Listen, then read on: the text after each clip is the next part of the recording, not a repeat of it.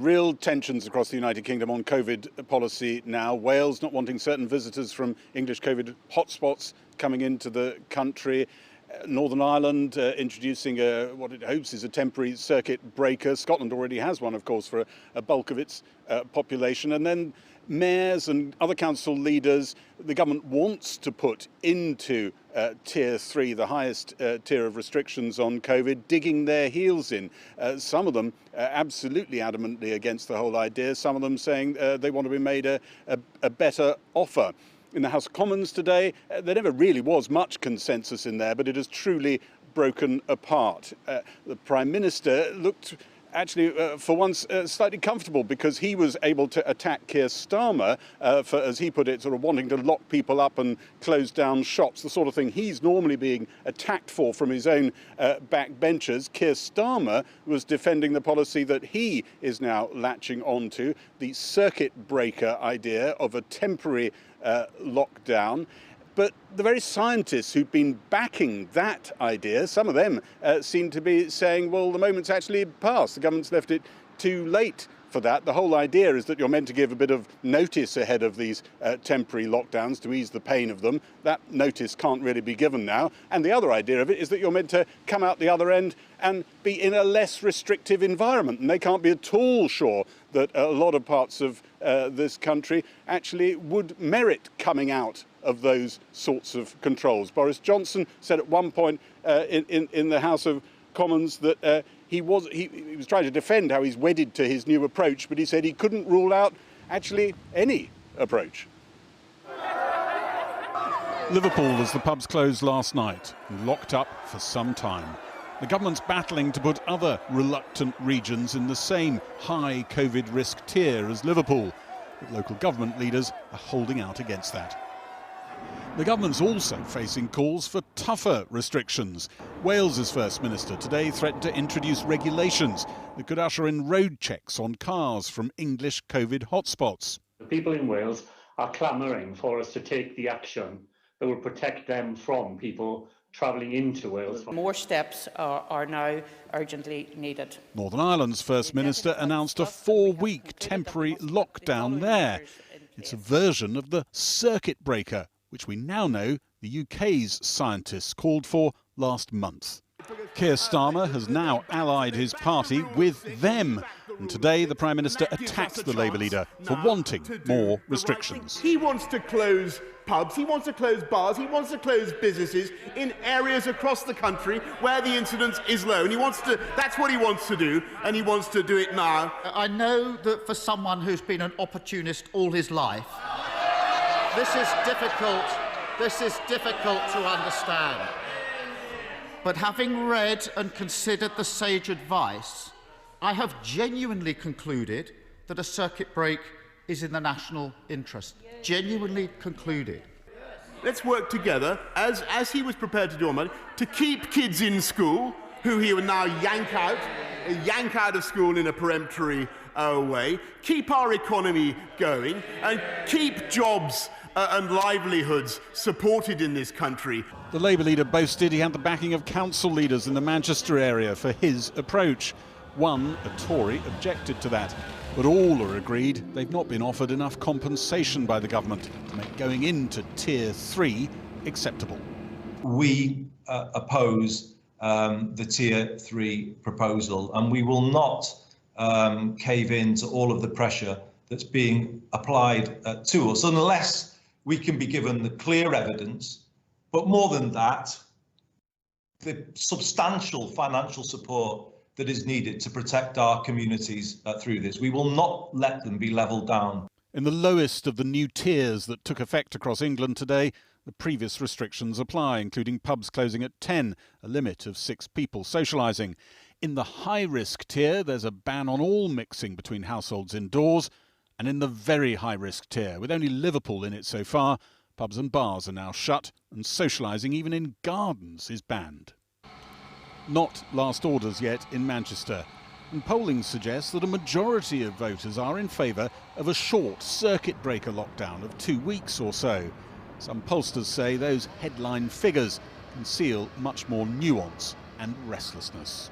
And that Matt Lucas viral video, go to work, don't go to work, has come up in every focus group I've done since May. So there is this feeling that perhaps the rules aren't as clear, and of course they're now at different levels in different local areas as well, which complicates the picture. Compared to March and April, we are going to see, a lot more fatigue and a lot less compliance than we saw back then in the heady days of high public trust in government. The Nightingale Hospital in Manchester preparing to cope with the rise in hospital admissions. Some of those scientists who devised the circuit breaker idea for the government say the resurgence of COVID means the moment has probably passed for a temporary lockdown. It's intended to head off the sort of infection rates that are now rampant. Perhaps I'm going to regret using the word Mr. Boat. I think that the whole point of this is to do it before you have to. And we are now moving into a regime where we're going to have to do something. So when would it have been a good idea to have done it? Well, any time from from August to now, would have been a better time to do it. The Prime Minister said he was trying to avoid the misery of sending people back indoors in another national lockdown. Some of the scientists that advise him think the rise of infections means something a lot like the last national lockdown is on its way back for a huge chunk of the population. Gary Gibbon reporting there. Well, more now on the Welsh First Minister's announcement that his government will ban people travelling into Wales from areas of the UK with high levels of coronavirus. Andy Davis joins us now from Cardiff. Andy. Matt, this has been brewing for quite a while, hasn't it? You've got a situation here where you've got a Labour government in Cardiff and a Conservative government in Westminster whose ability to agree on a collective pandemic strategy falters yet again. So from Friday, from 6 p.m, it's almost certain now that if you're travelling into Wales, the Welcome to Wales signs come with a caveat. Not so welcome if you're coming from a COVID hotspot looking for a holiday or to visit friends, for instance. It's worth mentioning that this doesn't just apply to parts of England. Our understanding is that it will apply to the whole of Northern Ireland and the central belt of Scotland. The backdrop, briefly, Mark Drakeford had been trying to get the other UK nations to adopt a similar style travel ban from COVID hotspots in Wales. He wanted that in the rest of the UK.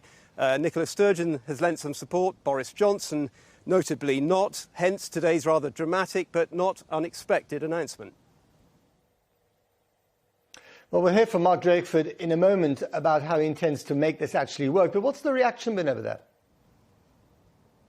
At last, said the Welsh nationalist Plaid Cymru, who questioned why he'd bothered writing to Boris Johnson in the first place and hadn't just got on with it a lot sooner. From the Welsh Conservatives, a comment from their health spokesman, Andrew R.T. Davis, which sums up their response when he tweeted, "The Welsh Government's unhealthy obsession with travel restrictions and banning the English flies in the face of all the evidence." And their view is that Mark Drakeford simply hasn't made the case properly for this being such a big problem, travelling into Wales in terms of the context of viral spread, as Mark Drakeford is suggesting. From the UK government tonight, a statement which said it was very disappointed with this unilateral decision by the Welsh government and reiterated that there is guidance in place in the very high prevalence areas of England already, which advises people not to make unnecessary journeys. But Mark Drakeford ultimately says he thinks he's got quite a lot of support for this in Wales. We've got the half-term looming. A move like this will have a big impact on the tourism sector. So we're likely to hear some strong voices from within that industry in the next few days. And one other very important point to mention, this won't apply if you're travelling into Wales for work. That will be considered a reasonable excuse. OK, and just very briefly, Andy, talk of a circuit breaker in Wales as well?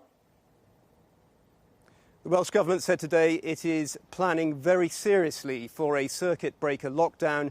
It'll be influenced in no small part by the latest rather stark NHS figures, which say that there are now 9 COVID outbreaks in Welsh hospitals, and the number of COVID patients in Welsh hospitals has risen in the last week alone by 49%.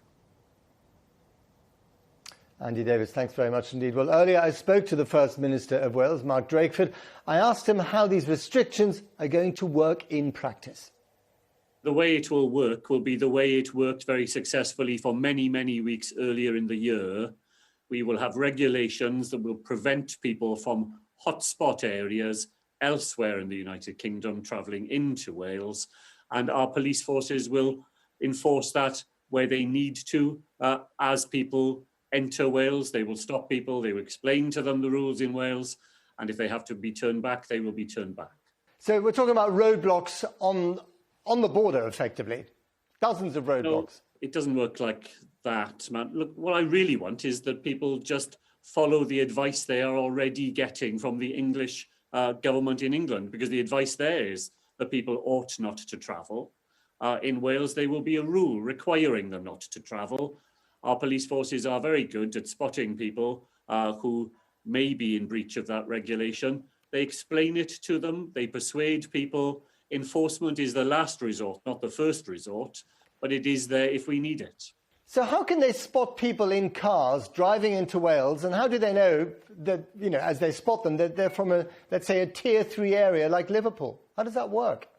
Our police forces, as I said, did this very successfully earlier in the year. They will use the same techniques that they did then. It isn't foolproof, but what I want to say to people is, you know, this isn't a game. It isn't a game in which you try to get round the rules and try to do things that the law requires you not to do. The reason we are doing this is to protect the public health of those parts of Wales where there's very little coronavirus. Welsh Tories accuse you of having an obsession with keeping the English out of Wales. What do you say to that?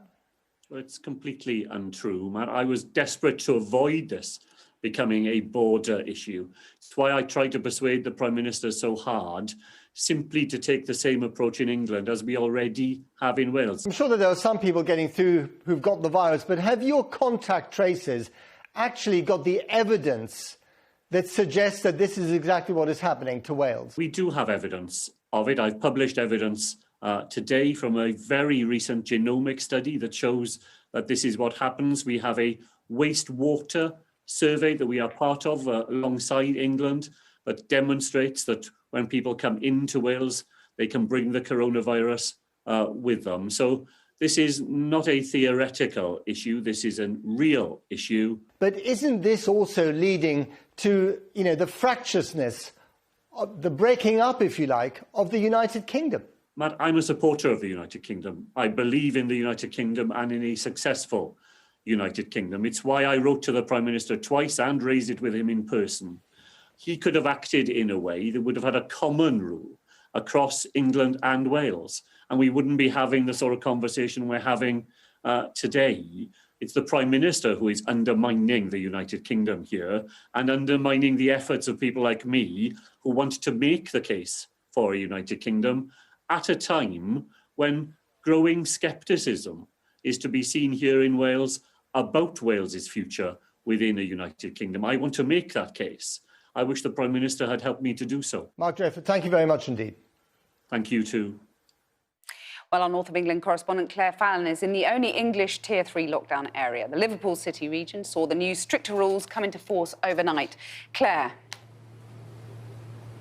Well, this is night 1 in Tier 3, with the highest level of restrictions that cover Liverpool itself, but also a much wider area, including the Wirral and St Helens. In all, it's 6 council areas that are affected by this. And this is the square where those pictures filmed last night at 10 o'clock, where that was happening. And, you know, it was a lot quieter here this evening. But if you were expecting all the shutters down, the streets deserted and tumbleweed, then that is not what we have here. I've just had a walk around to see how busy it is, and there are quite a lot of people out and about in the city centre. And certainly, if you want to get a drink, you can. And so we get to the conversations, the disagreements perhaps, about pasties, Scotch eggs and side salads, because restaurants have been allowed to stay open. And so if a pub can say that it serves up food that constitutes a substantial meal, according to one minister today, that would be something that comes with a side, maybe chips or a side salad, then it counts as a restaurant for the purpose of these restrictions. As for the announcement from Wales today about people from this area being banned from Friday from crossing the border, which isn't so far away from here, bear in mind, we might expect in Liverpool there to be a furious reaction to that. But bear in mind those scenes last night, and actually the Mayor of Liverpool today, Joe Anderson, has said to us it's fairly reasonable to bring in a ban to stop people from this area with a very high rate of infection crossing over the border. Although I'm sure some people who were planning to spend half term on the North Wales coast might see it differently. But the reason why there is that response, I suspect, in part, is the situation in the hospitals here.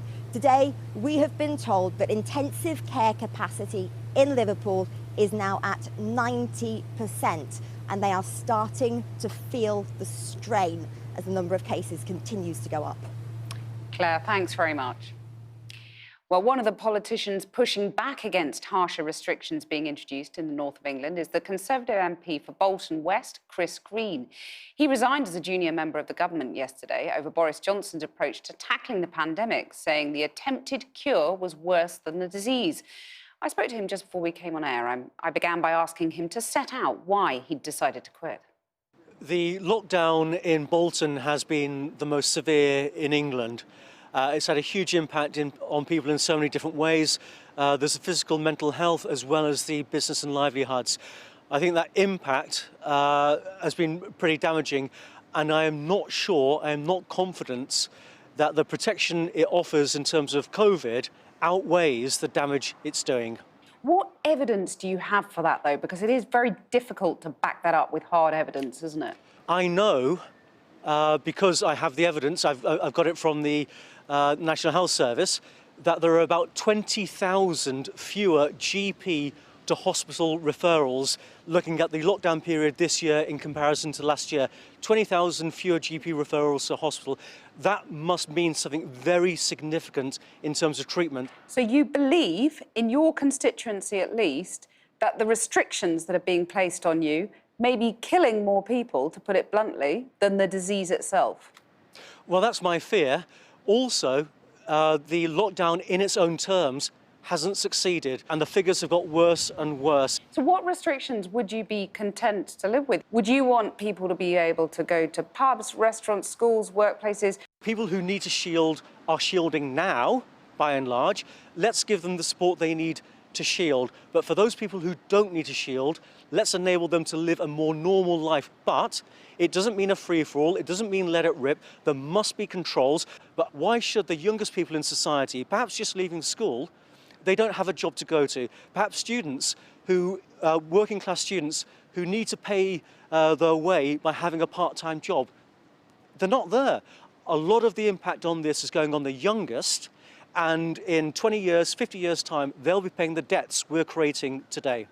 So what are your constituents telling you about how the Prime Minister's handling this? My constituents are overwhelmingly telling me to take us out these lockdowns. They don't have the confidence in it, they don't think it's working, and they themselves know the impact it's having on their lives. Do you have confidence in the Prime Minister's policies, in the way he's handling it? Well, obviously, I've just resigned, so I don't agree with that policy on COVID. Do you think, finally, do you think the Prime Minister is going to be forced into an emergency national lockdown within weeks, whether you like it or not?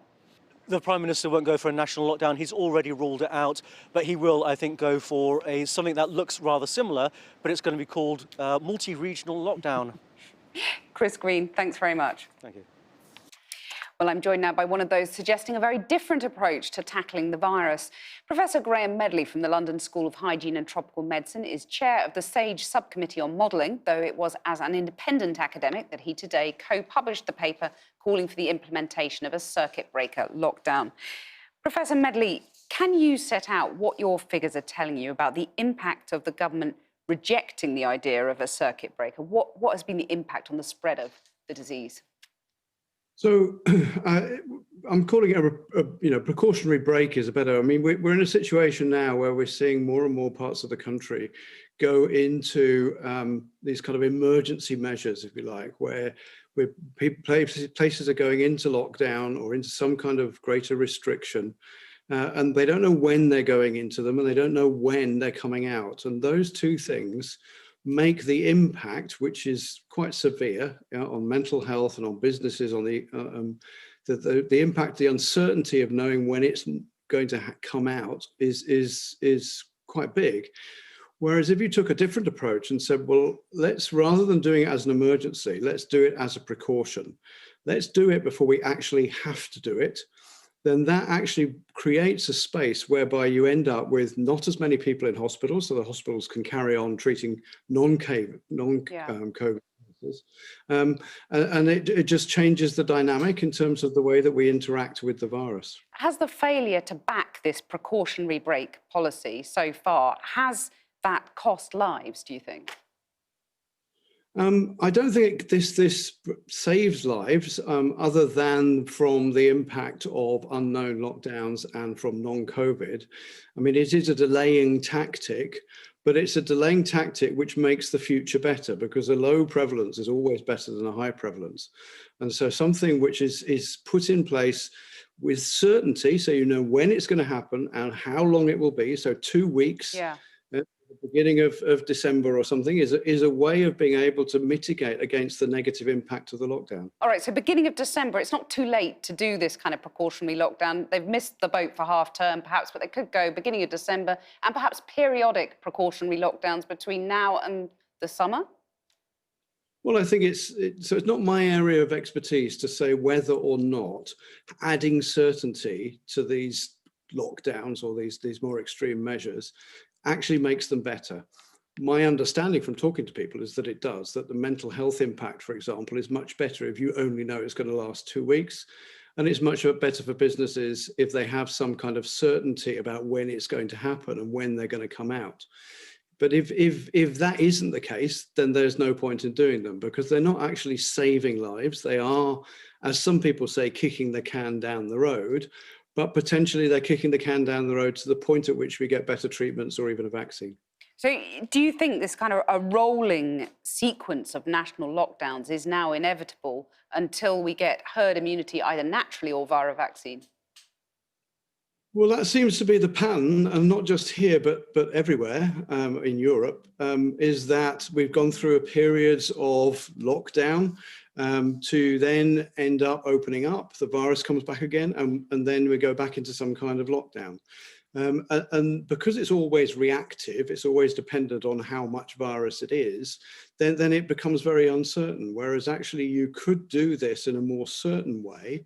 And I think that's something to be considered. But in the end of it, if that certainty and that short duration of each episode doesn't make things better, then this suggestion has no merit.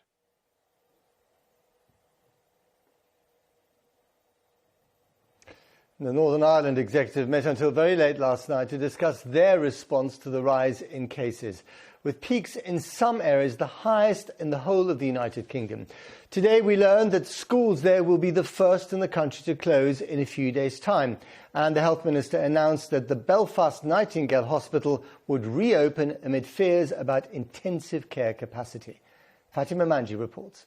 The stop-start meeting of the Northern Ireland Executive went into the early hours of Wednesday morning. Mounting expectations of tougher measures proved correct, with a formal announcement of the most drastic restrictions imposed since March.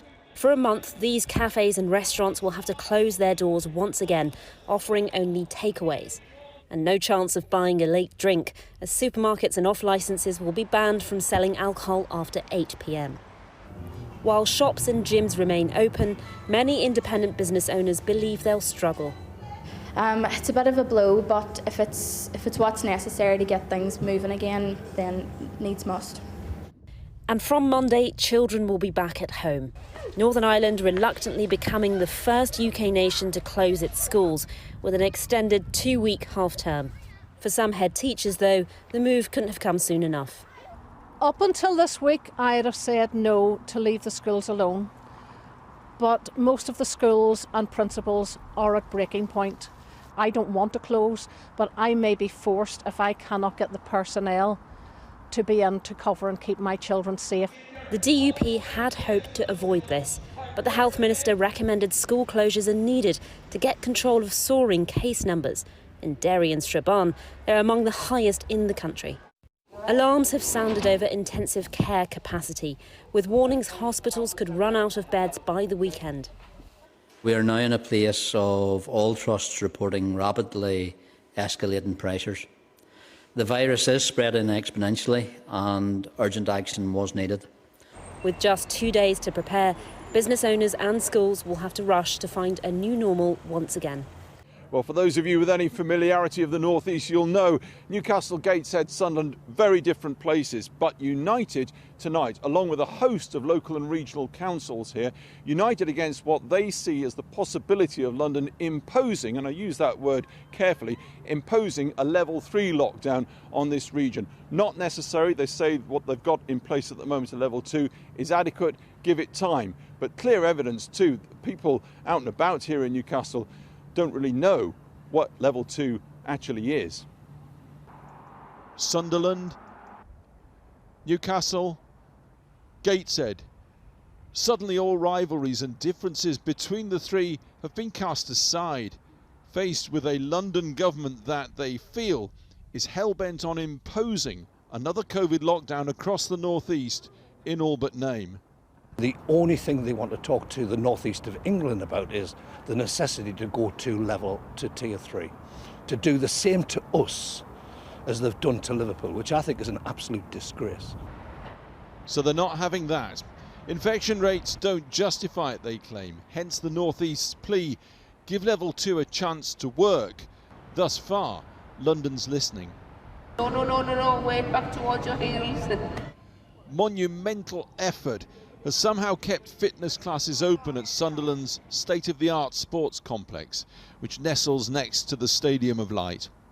Customers are asking us, are you going to close, are you not going to close? You know, we're currently in high risk, tier 2. If we do go to very high and we have to close our facilities, then I don't know what it means for the local community who have been so supportive through all of this. It's on a knife edge, as you mentioned, it's difficult. Level 3 would end all plans to reopen the superb competition pool next door after refurbishment. And even as things stand, that complaint again, the current rules of Level 2 are complex, even capricious. You and me can't currently play casual tennis. We're the other end of the court. So the chance of us getting close, especially how hard play tennis, are very not going to happen. But we're allowed to have a class like this, so it doesn't make sense. So over in Newcastle's quiet, subdued city centre, a straight question. Newcastle's on level 2 now. Yeah. Do you know what that means? No. You don't know? No, not really. Do you know? I think it's going to be like a total lockdown, yes. Total lockdown? Yeah. Is that what you reckon? Yes. No. You don't understand? No. Okay, thanks very much. Yeah. What does it mean? No idea. Nobody knows? Nobody knows. You don't know? No? You don't know? No. Okay. I don't know exactly what it means, yeah. Do you know what it means? No, same. But what's this? 6 people rule only, and it has to be within the same household. Can't be mixing 2 different households, and stay at home where you can. Fantastic. As in the Northwest, a key reason for the spike on Tyneside infection rates is students. We sought out a nest of second years. You're tier 2 now. Do you understand what that means? Not really, no. A bit modest. In fact, they did. Generally, I think it means like no household mixing. I think it's indoors just for tier 2. Not the university experience they signed up for. It gets you down sometimes when it's like, especially coming back to uni, it's like had plans to meet up with people from last year or whatever, but it is what it is, I guess. But they're sticking to the rules, and here's why. My mum got it and I saw how horrible it was and I was like, I just don't want anyone to get that. I don't care who they are. I didn't realise your mum was Yeah. Living proof there that people will follow the rules if they understand why they're there. Here's how they put it over in Gateshead. The secret to dealing with this pandemic in our region is to get the support of our people, not to impose further restrictions on them, not to lose public support, but to win public support. You can't make people do things. You've got to persuade them to do things. Alex Thompson, Channel 4 News, Newcastle upon Tyne.